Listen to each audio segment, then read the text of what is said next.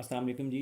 आज की इस वीडियो में हम सीखेंगे कि कोई भी टैक्स फाइलर है जो कि अपने इनकम टैक्स पे करता है और उसकी जो ग्रॉस इनकम है उस पे उसका जो टैक्स ड्यू था और उसने वो पे नहीं किया, यानी उससे वो कम टैक्स पे किया है।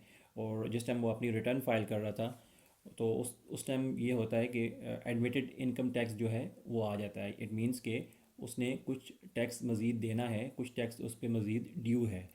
तो उस टैक्स के लिए चालान हम कैसे क्रिएट करेंगे, और उस चालान को जब हम क्रिएट करेंगे तो वहाँ से एक सीपीआर नंबर कैसे जनरेट होगा, उस सीपीआर नंबर को हम फिर दोबारा रिटर्न के साथ कैसे अटैच करेंगे और अपनी रिटर्न जो है उसको फाइल करेंगे। तो हम स्टार्ट करते हैं। सबसे पहले आपको अपना आईआरएस पे लॉगिन करना होगा। जब लॉगिन कर लें तो जो रिटर्न आप फाइल कर रहे थे उस को आप डिक्लेरेशन में जाके चेक करें, उस रिटर्न को खोलें।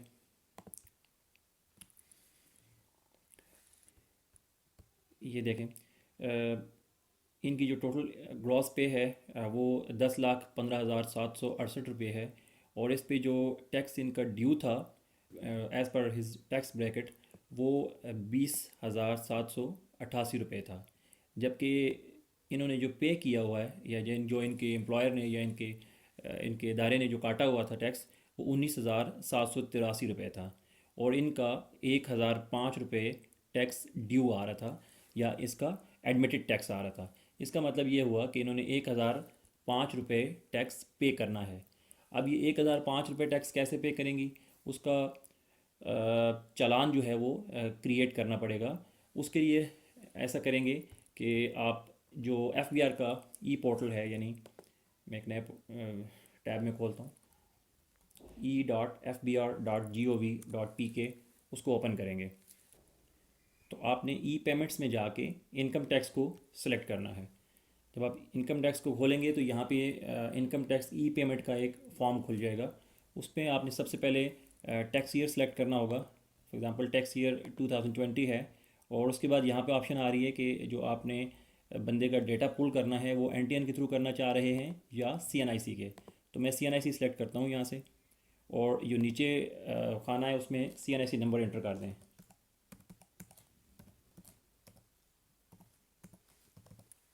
जैसे ही सीएनआईसी नंबर आप इंटर करके साइट पे कहीं भी क्लिक करेंगे तो एफबीआर का जो इस सीएनआईसी के अगेंस्ट जितना भी उनके पास रिकॉर्ड है वो उसको पुल कर लेंगे, और इस फॉर्म के अंदर जहाँ भी पॉसिबल है वो डेटा आ जाएगा, जिस तरह नाम यहाँ पे शो होना शुरू हो जाएगा।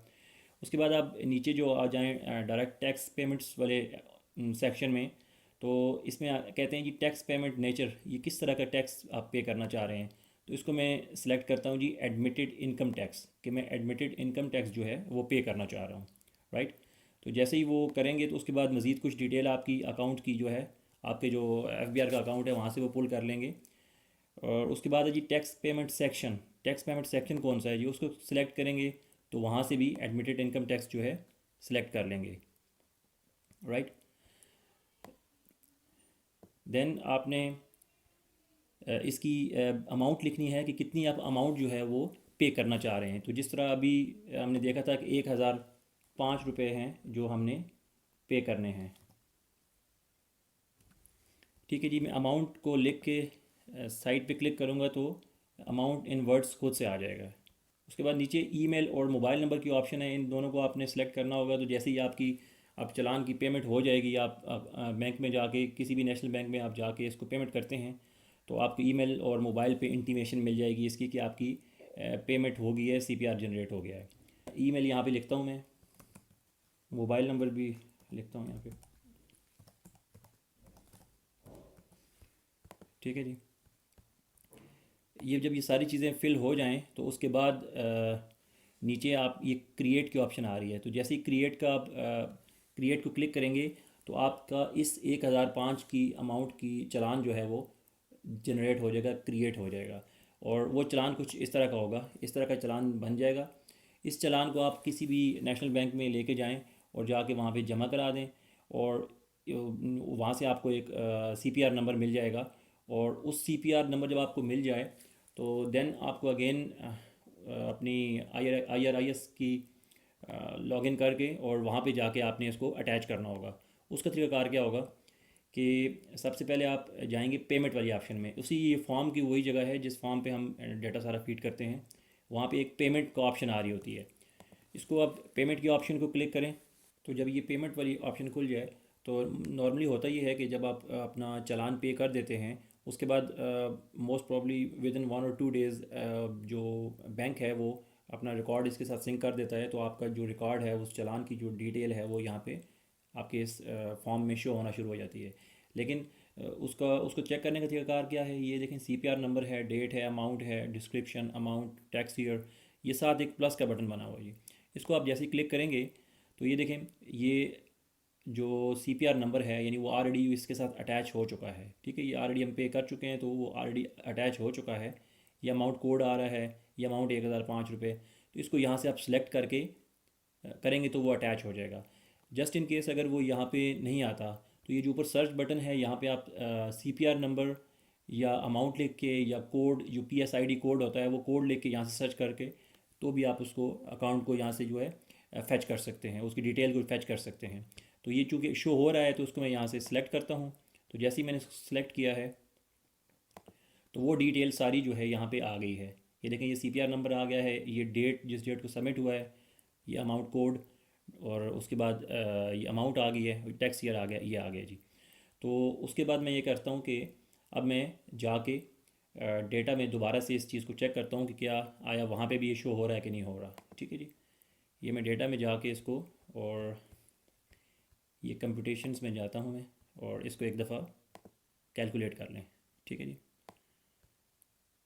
तो ये देखें जी, ये जो एडमिटेड टैक्स था, इनकम टैक्स 1005, ये पेमेंट हो गई है, और ड्यू जो है वो ज़ीरो हो गया। इट मीन्स कि जो एडमिटेड था सारा वो पे हो गया है और इस अकाउंट के साथ अटैच हो गया है। तो उसके बाद सिंपली वही तरीकाकार है, आपने वेरिफिकेशन लगा, कोड जो है वो वेरीफाई करना, यहाँ से वेरिफिकेशन में जाके।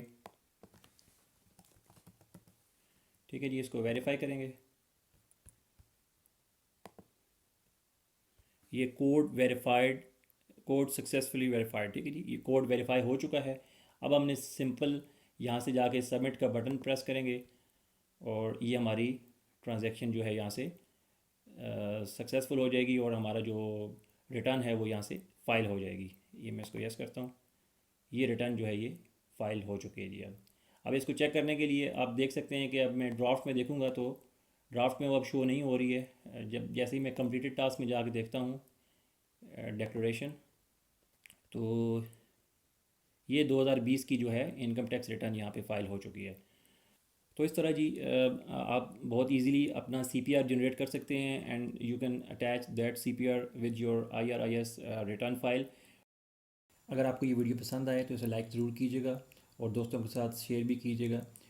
और अगर आपने अभी तक मेरा चैनल सब्सक्राइब नहीं किया तो सब्सक्राइब कर लें ताकि आने वाली तमाम इन्फॉर्मेटिव वीडियोज़ आपको फ़ौरन मौसूल हो सकें। अल्लाह हाफिज़।